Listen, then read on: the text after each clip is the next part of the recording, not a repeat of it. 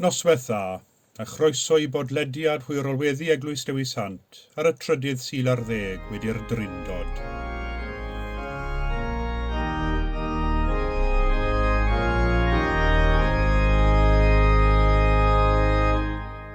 Ac orwyd pan o'n i'n glanhau gan Iesu brenin neb, a'i ffrwd a ilchi ffwrdd ein bai trwy nerf ei cariad ef. Ddawenif syf I fynol ryw oherwydd ac o'r hon, mae lle I minnau lawenhau bod I mi groeso ffon. Mae llais y nefyn galw nawr drueiniaid mawr a man, iddo fod iddi ar y llawr i'w golchi oll yn y lan.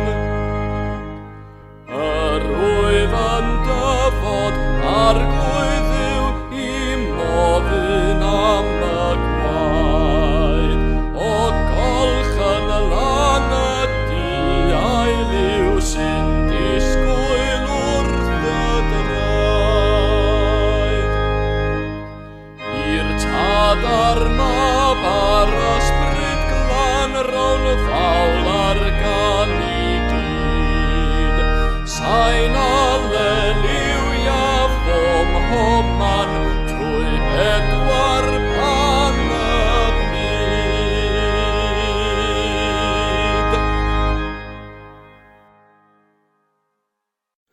Os nad yw'r arglwydd yn adeiladu'r tŷ, a mae ei adeiladwyr yn gweithio'n ofer, os nad yw'r arglwydd yn gwylio'r ddinas, y mae'r gwylwyr yn effro'n ofer.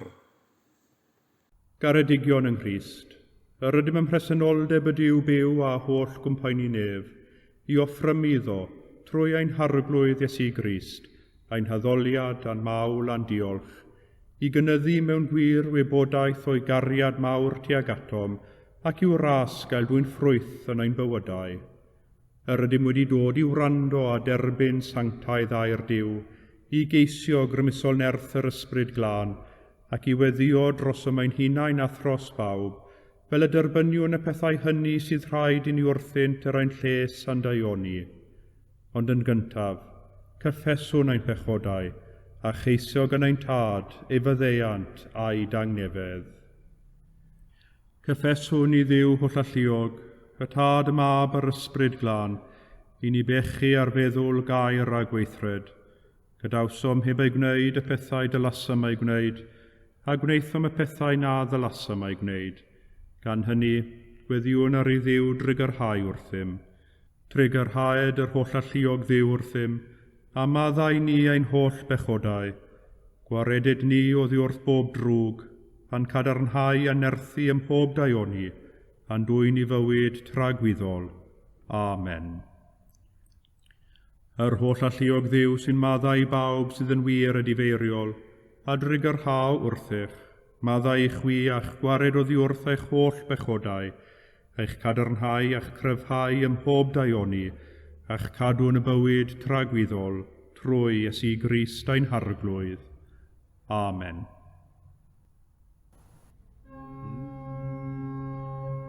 Arglwydd a gorau'n gwefusau, a'n genau a fynegad y boliant. Dyw brosiau'n canorffwyo, arglwydd braserau'n camorf. Gwogoniant i'r tad ac i'r mab ac i'r ysbryd glân, megis yr oedd yn y dechrau, y mae'r awr hon ac a bydd yn wastad, yn oes oes oedd. Amen. Molwch yr arglwydd,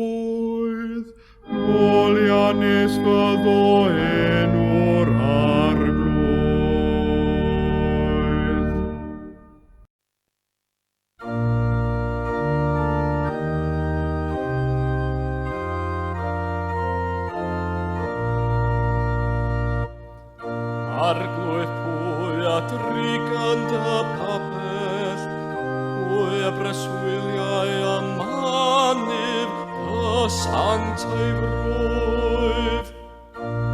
Hwn a rodian berffaif, ac awnel gyfiawnder ac a fawed wir yn ei calon. Heb absenau a'i dafod, heb neithyr drwg i'w gymydog, ac heb ferbyn yn lliban erbyn ei gymydog.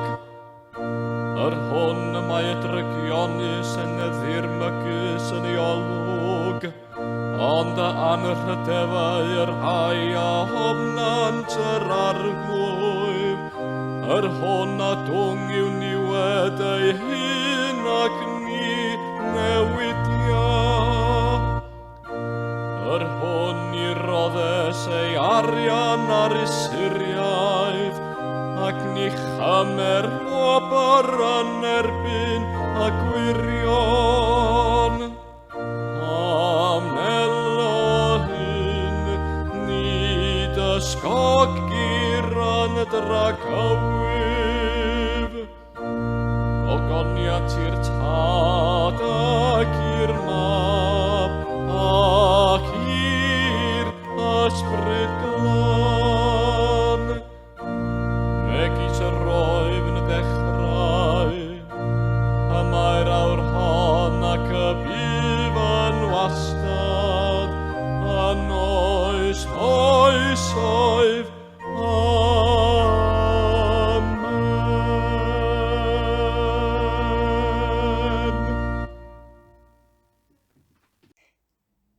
Darlleniad o lyfr Deuteronomiwm, y bedwaredd bennod adnodau 1 i 9. Moses yn annog i Fusdod. Y nawr o Israel, gwrando ar y deddfau a'r cyfreithiau yr wyf yn ei dysgu chwi heddiw. Cadwch hwy, mwyn i chwi gael byw a mynd i feddiannu'r wlad y mae'r arglwydd Duw eich tadau yn ei roi i chwi. Peidiwch ag ychwanegu dim at yr hyn yr wyf yn ei orchymyn i chwi, nac ychwaith dynnu oddi wrtho, ond cadw at orchymyn yr arglwydd eich Duw yr wyf fi yn ei gorchymyn i chwi. Gwelsoch a llygaid eich hunain yr hyn a wnaeth yr arglwydd yn Baal Peor, oherwydd dinistriodd yr arglwydd eich Duw o'ch plith bob un oedd yn dilyn Baal Peor. Ond yr ydych chwi i gyd sydd wedi glynu wrth yr arglwydd eich Duw yn fyw hyd heddiw. Gwelwch fy mod wedi dysgu chwi'r deddfau a'r cyfreithiau fel y gorchmynodd yr arglwydd fy nyw i mi, mwyn i chwi ei cadw yn y wlad yr ydych yn mynd i mewn i'w meddiannu. Gofalwch ei cadw, oherwydd dyma fydd eich dosineb a'ch deall yng ngolwg y bobloedd. A phan glywant hwy y deddfau hyn, byddant yn dweud, yn wir, pobl soeth a deallus yw'r genedl fawr hon. Yn wir, pa genedl fawr sydd â chanddi Dduw mor agos ati ac yw'r arglwydd ein Duw ni bob tro byddwn nhw'n galw arno?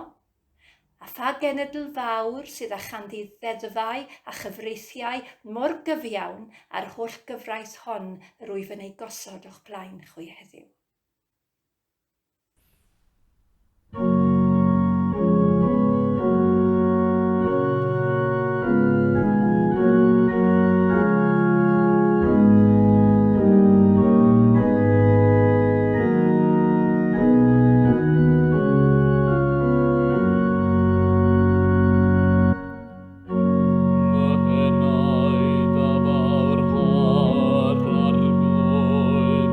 Am hysbryd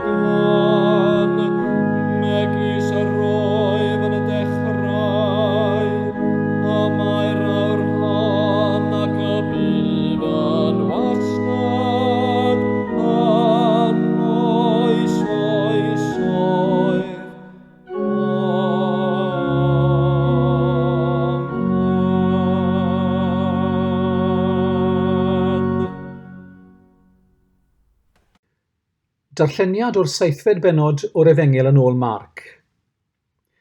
Ymgasglodd y Phariseaid ato, a rhai ysgrifenyddion oedd wedi dod o Jerusalem, a gwelsant fod rhai o'i ddisgyblion ef yn bwytau bwyd a dwylo halogedig, hynny yw, heb ei golchi. Oherwydd nid yw'r Phariseaid, na neb o'r Iddewon yn bwyta heb olchi ei dwylo hyd yr arddwrn, gan lynu wrth draddodiad yr anafiaid, ac ni fyddant byth yn bwyta ar ôl dod o'r farchnad heb ymolchi, ac y mae llawer o bethau eraill a etifeddwyd ganddynt i'w cadw, megis golchi cwpanau ac ystennau, a llestri pres. Gofynodd y Phariseaid a'r ysgrifenyddion iddo pam nad yw'r ddisgyblion di'n dilyn traddodiad yr anafiaid, ond yn bwytau bwyd a dwylo halogedig. Dywedodd yntau wrthynt, da y proffwydodd Eseia amdano chwir a grythwyr, fel y mae'n ysgrifenedig, y mae'r bobl hyn yn fy anrhydeddu a'i gwefusau, ond y mae eu colonnau ymhell oddi wrthyf. Yn ofer y maent yn faddoli, gan ddysgu gorchmynion dynol fel athrawieithau. Yr ydych yn anwybyddu gorchymyn Duw ac yn glynu wrth draddodiad dynol. Meddai hefyd wrthynt, rhaid dad i chwi am wrthod gorchymyn Duw mwyn cadarnhau eich traddodiad eich hunain.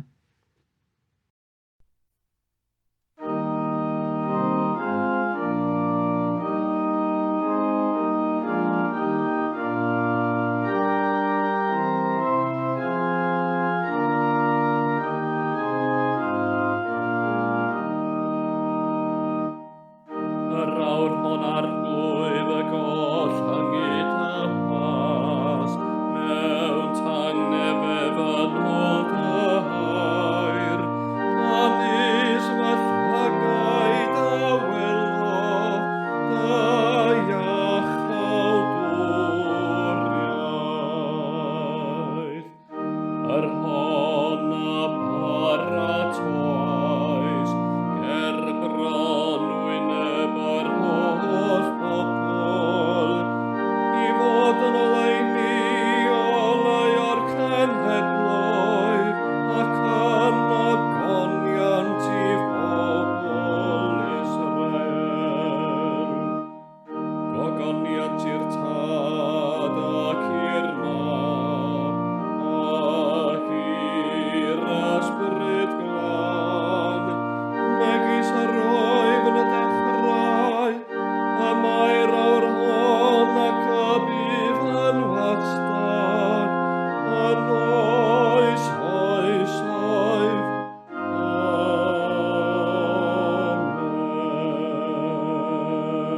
Amen.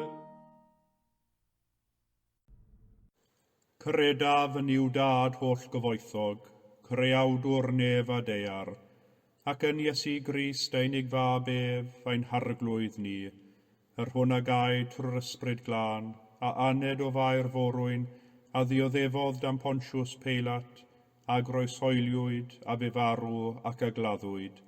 Disgynnodd uffern, y trydydd dydd y cyfododd o feirw, a esgynnodd i'r nefoedd, ac y mae'n eistedd ar ddeheilawd i'w dad holl gyfoethog, o ddiynod daw i farnu'r byw ar meirw.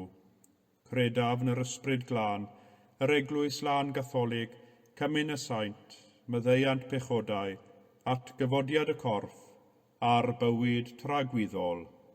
Amen.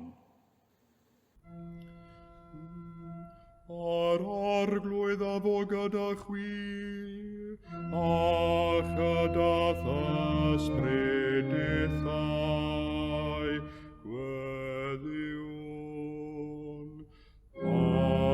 Arglwydd drigar hawr ddim, Crist drigar hawr ddim, arglwydd drigar hawr ddim. Oen tod, yr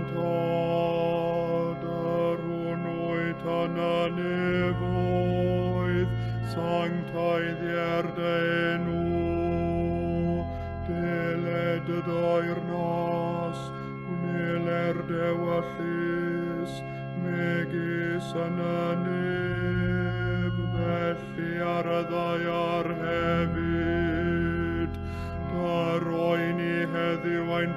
bainyddiol, a maddau ni ein dyledion, fel y maddau yn ein dyledwyr, ac nac arwain ni brofedigaeth, aeth i'r gwared ni rhag drwg.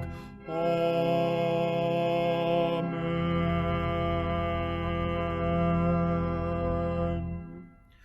Arglwydd dangos dy drigaredd arnom, a chaniatau ni dy iachawdwriaeth, gwisg dy wain i dogion ag iawnder, a gnad y ddewis bobl yn llawen, arglwydd cadw dy bobl, o bendithiad etifeddiaeth, arglwydd cadw'r frenhines, ar oiwch anghorwyr ddoethinem, arglwydd dyrod angnefedd yn ein dyddiau, ac amddiffyn i byth yn erthol, Duw glanhaen calonau, ac adnodd ysbryd yn iawn o'n mewn. Arglwydd pob nerth a chydernid ac awdur a rhoddwr pob daioni, plana'n ein calonau gariad at denw, ychwanegan o mwir grefydd, maetha ni a phob daioni, ac oedd fawr drigaredd cynnal ni yn ddynt, trwy Iesu Grist ein harglwydd. Amen.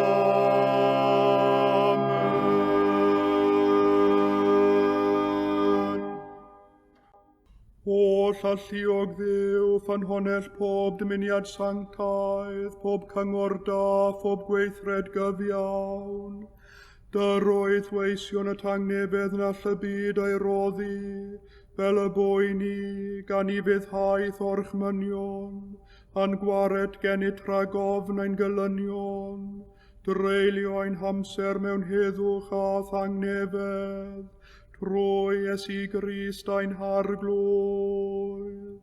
Amen.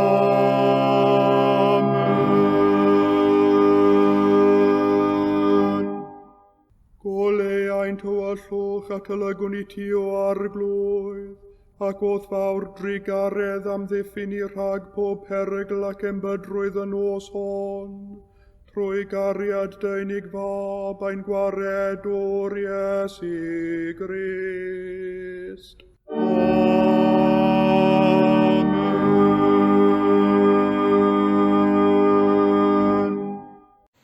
Gadewch i ni nawr gadael hi'n addoliad o ddiolch, droi'n ymbil dros anghenion y byd.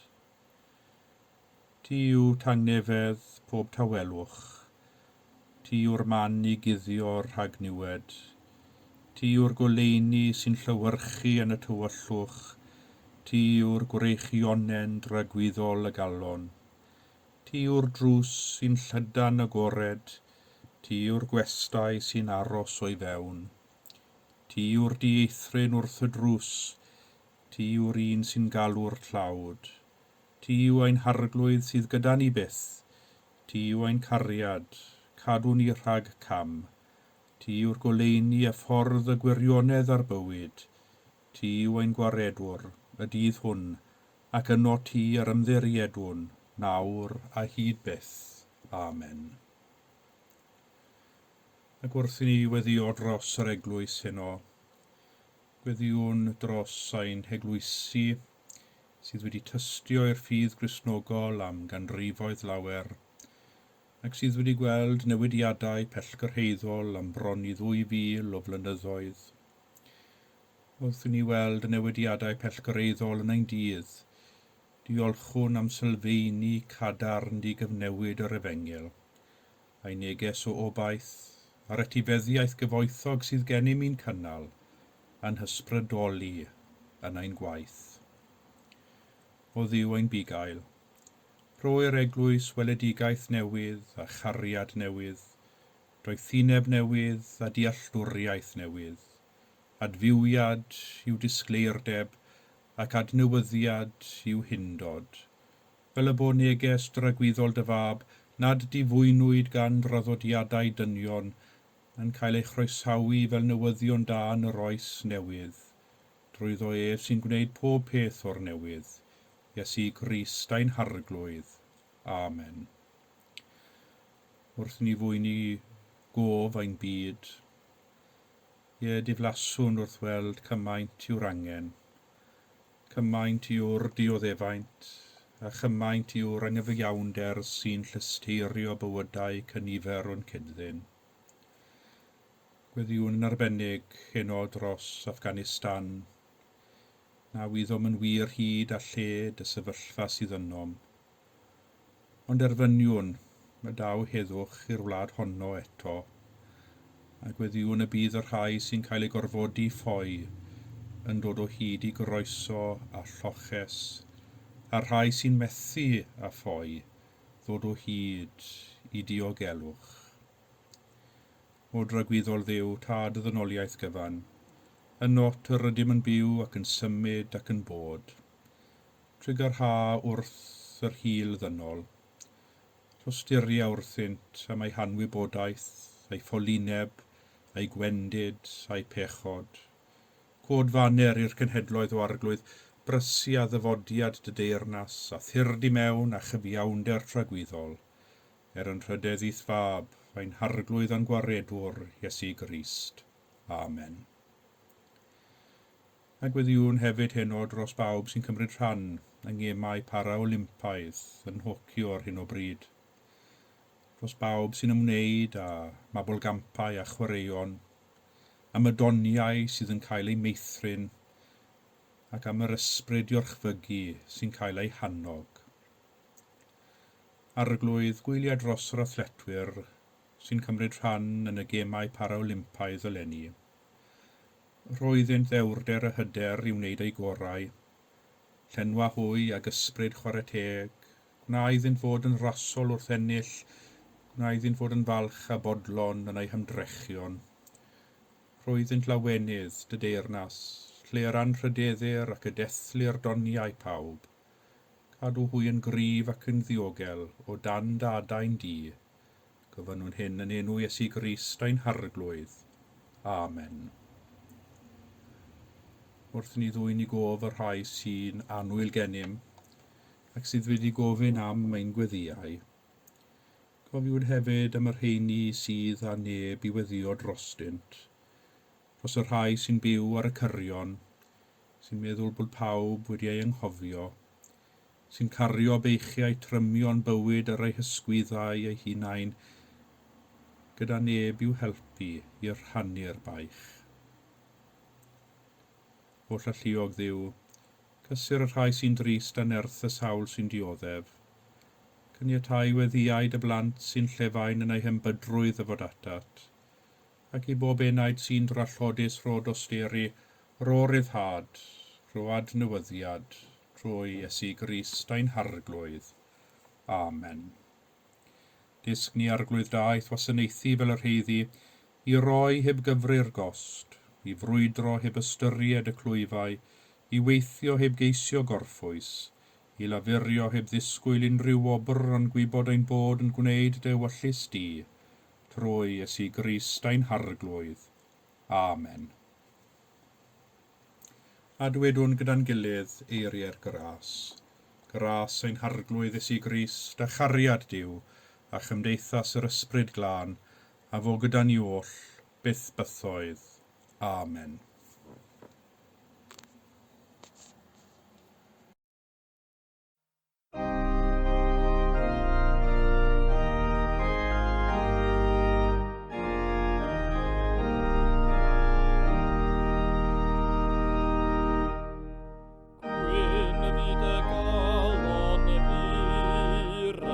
Braint i'w gweled Duw, a byw yn ei grafrin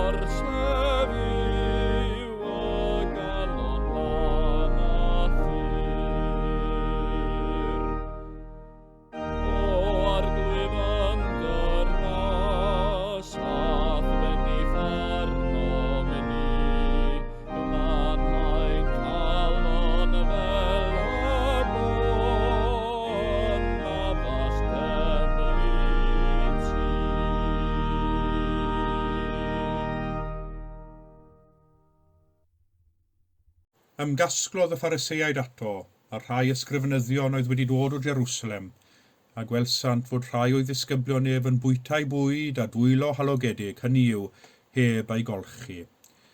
Yr adnod gyntaf a'r ail o'r 7fed bennod o'r Efengyl yn ôl Sant Marc.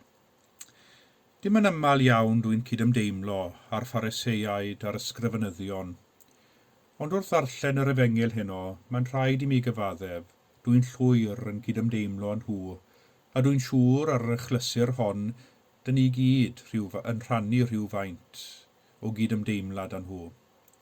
Mae'r misoedd lawer diwethaf wedi gwneud i ni i gyd yn llawer mwy ymwybodol o'r pwysigrwydd o olchi dwylo nawr nag y bu erioed. Wedi'r cyfan, dwi'n siŵr dyn ni wedi bod yn fwy drylwyr a chyson wrth ei golchi. Nid yw'n bellach yn ddigon da i osod ein dwylo yn gyflym o dan y tap. Mae gofyn i ni ei golchi am o leia i geneiliad nawr, ac os dych chi fel fi, mae hon bellach wedi troi'n ddefod naturiol, defod dwi'n gwneud heb feddwl. Cyn gynted a dwi'n cyrraedd eglwys, siop, caffi, y peth cyntaf dwi'n chwilio amdani yw'r orsaf ddiheintio agosaf, a dwi'n colli fy mynedd ychydig pan dwi'n mynd ati a darganfod bod yr hylydd wedi hen ballu. Efallai dyn ni gyd wedi profi ychydig o'r siom syndod ac efallai llyd a deimlodd y Phariseiaid a'r ysgrifenyddion yn yr Efengyl heno dros y misoedd diwethaf. Pan dyn ni wedi gweld rhyw rai heb wisgo eu mygydau mewn adeilad cyhoeddus, neu pan dyn ni wedi gweld rhywun yn dod ychydig yn rhy agos atom a heb gadw ei bellter. Dwi wedi colli fy mynedd mwy nag unwaith, mae rhaid i mi gyfaddef. Mae'n rhyfedd fel dyn ni wedi dod yn hynod o effro i ymddygiad y bobl sy'n o'n cwmpas, enwedig os ydynt yn ddieithriaid i ni. Wrth gwrs, dyn ni wedi bod yn ofalus a gwneud ein rhan i gadw'r haint rhag ymledu, ac mewn ffordd dyna roedd y Phariseiaid yn ei ffordd eu hunain yn ceisio gwneud hefyd. Tra'n bod ni wedi bod yn ymroi i gadw haint rhag ymledu, roedd y Phariseiaid yn gwneud ei gorau glas, rhag cadw pethau rhag mynd yn halogedig. Ac roedd hynny'n cymryd ymdrech fawr, ac roedd yn rhaid bod yn wyliadwrus trwy'r amser, ac yr oedd y Phariseiaid yn effro iawn i gadw popeth mor lân a phosib. Wrth gwrs, roedd ganddyn nhw ddim deall o'r ffordd y mae heintiau'n cael eu hymledu, ond yr oeddent yn gwybod bod cadw pethau'n lân yn beth da i'w wneud. Yr oedd yn fuddiol i'r unigolyn ac i gymdeithas ehangach. Gawn y rhestr hir yn Efengyl Marc o'r obsesiwn glendid oedd gan y Phariseiaid. Roedd y Phariseiaid a neb o'r Iddewon meddai Marc wrthym fel esboniad, yn bwyta heb olchi ei dwylo hyd yr arddwrn, ac ni fydda'n byth yn bwyta ar ôl dod yn ôl o'r farchnad heb yn gyntaf ymolchi, a bydda'n yn golchi cwpanau ac ystennau a llestri pres. Y gwir yw, y byddwn ni gyd yn cytuno ar agwedd hon, ac yn llawn argymell gwneud yr un peth â nhw. Yr oedd glendid yn bwysig i'r Phariseiaid, oherwydd fe wyddent bod bwyd sydd wedi cael ei halogi gan ddwylo heb ei golchi yn gallu peri niwed i eraill. Felly, fe allwn ni ddeall yn iawn ei syndod a'i llyd wrth weld disgyblion Iesu yn bwyta dwylo halogedig, hynny yw heb ei golchi. Nawr, mae'r gair halogedig yn un o'r geiriau beiblaidd hynny, dyn ni ddim yn ei ddefnyddio o ddydd i ddydd. Mae'n golygu rhywbeth sy'n frwnt, neu'n aflan, neu'n afiach. Mae rhywbeth sydd wedi ei halogi, yn rhywbeth sydd wedi colli elfen o'i byrdeb neu ei sancteiddrwydd. Nid yw'n gyflawn bellach, mae rhywbeth wedi mynd o'i le. Ac yn yr obsesiwn oedd gan y Phariseiaid gyda glendid crefyddol o'r fath, yr oedd yn gosod popeth naillai mewn categori oedd yn dweud ei bod yn halogedig neu'n lân. Yr oedd rhai bwydydd, pobl llefydd hyd yn oed yn gallu bod yn halogedig. Dyn ni gyd yn gyfarwydd â chyd moch yn cael ei ystyried yn fwyd halogedig yn yr Hen Testament, hefyd pysgod cregyn. Roedd y bwydydd hyn yn hollol waharddedig i Iddewon fel y maent hyd heddiw, a bydda'r bwyta'r bwydydd hyn yn gwneud y bwytawr yn halogedig. Roedd y Phariseiaid yn yr un modd yn gwneud pob ymdrech i osgoi teithio trwy diroedd y cenedl-ddynion, oherwydd yn eu tîb nhw, roedd y tir hwn yn halogedig, a byddai'n halogi pwy bynnag y byddai'n cerdded arno. Petai ddwylo halogedig, cyffwrdd ar rhywbeth, fel bwyd er enghraifft, a byddai'r bwyd i gyd yn cael ei ystyried yn halogedig. Os sylwch chi ar cwestiwn a fynwyd gan y Phariseiaid i Iesu, pam nad yw dy ddisgyblion di'n dilyn traddodiad yr hynafiad, ond yn bwytau bwyd a dwylo halogedig? Mae dau beth i ni nodi fan hyn. Yn gyntaf, roedd y Phariseiaid yn cyhuddo Iesu o fod yn athro gwael. Gwaith athro, wrth gwrs, yw dysgu a disgyblu ddisgyblion, ond roedd yn amlwg i'r Phariseiaid nad roedd Iesu'n gwneud yn aill na'r llall. Roedd Iesu'n esgeuluso, dysgu'r disgyblion, traddodiad yr hynafiaid. Ond sylwch ar y gair traddodiad hefyd. Nid cyfraith sydd yma, cyfraith yr arglwydd, ond yn hytrach traddodiad. Does dim un rheiol na chyfraith yn yr Hen Testament sy'n mynnu bod rhaid golchi dwylo cyn eistedd i lawr a chael pryd o fwyd. Traddodiad ydoedd. Traddodiad da a defnyddiol, ond traddodiad, nid cyfraith. Ac mae gwahaniaeth mawr rhwng y ddau. Yn ein darlleniad cyntaf o lyfr Deuteronomium, cawsom hanes Moses, yn atgoffa pobl Israel o'r pwysigrwydd o gadw'r holl ddeddfau a'r cyfreithiau, ac yn fwy na hynny, i'w dysgu nhw i'th blant ac i blant dy blant. Ond o amgylch y deddfau a'r cyfreithiau hyn, oedd yno i rhoi strwythur i fywydau a chymunedau pobl Israel fe dyfodd lu o draddodiadau, a ddaeth yr un mor gysegredig ar gyfraith ei hun. Wrth gwrs, does dim byd o'i le gyda thraddodiad. Mae traddodiad yn bwysig, ond mae traddodiad hefyd yn newid ac yn esblygu. Cawn gysur mewn traddodiad, cawn arweiniad hefyd, ond pan mae traddodiad yn ffosileiddio ac mae'n mynd yn erbyn y traddodiad hwnnw neu dorri, yn cael ei ystyried fel rhyw bechod mawr, anfyddeuol, yna mae'r traddodiad hwnnw, yn lle bod o fydd ac o ddefnydd, yn troi'n ormesol, yn farwol o ormesol. A dyna oedd cam gwag y Phariseiaid. Roeddent wedi troi traddodiad yn ddeddf. Fel dywedodd Iesu wrthynt, yr ydych yn anwybyddu gorchymyn Duw ac yn glynu wrth traddodiad. Rhodd gan Dduw oedd y gyfraith i helpu'r bobl i ffynnu, tra gwaith dynol yw traddodiad, sy'n cael ei defnyddio'n amlach na pheidio i gadw pobl yn eu lle. Dyma'n traddodiad o wneud pethau fan hyn. Hynny yw, does dim croeso i chi newid pethau. Ac fe ddefnyddiodd Iesu y ddadl hon gyda'r Phariseiaid ynglŷn â glendid a thraddodiad i ddysgu'r Phariseiaid a'i ddisgyblion a ninnau egwyddor pwysig iawn, bod pobl yn pwysicach na thraddodiad, ac nid crefydd yw traddodiad, mae peryg ein bod yn troi traddodiad yn grefydd. Ond beth sy'n bwysig, beth sy'n hanfodol, yw cyflwr y galon yn ei pherthynas â Duw a chydddyn. Nid oes dim sy'n mynd i mewn i rhywun o'r tu allan iddo yn gallu ei halogi, meddai Iesu wrthym, ond y pethau sy'n dod allan o rhywun sy'n ei halogi.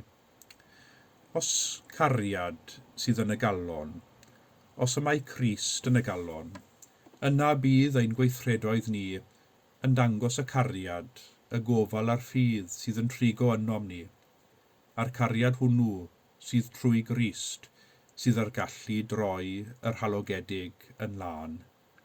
Amen.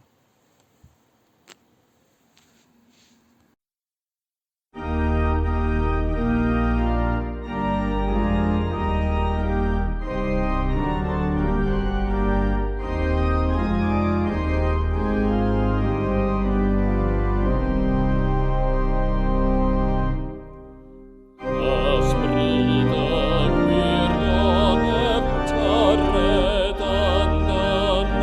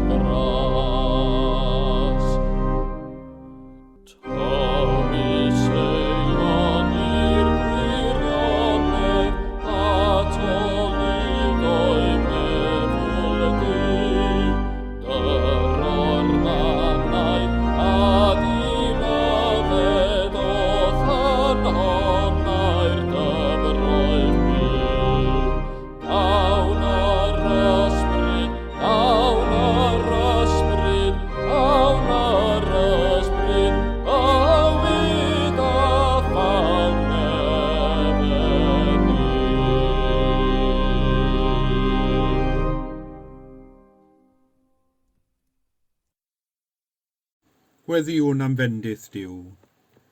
Croesawwn bresenoldeb Duw ynom a chyda ni. Gadewch i Dduw eich arwain, eich tywys, eich adferchwi ac iachau eich cenedl.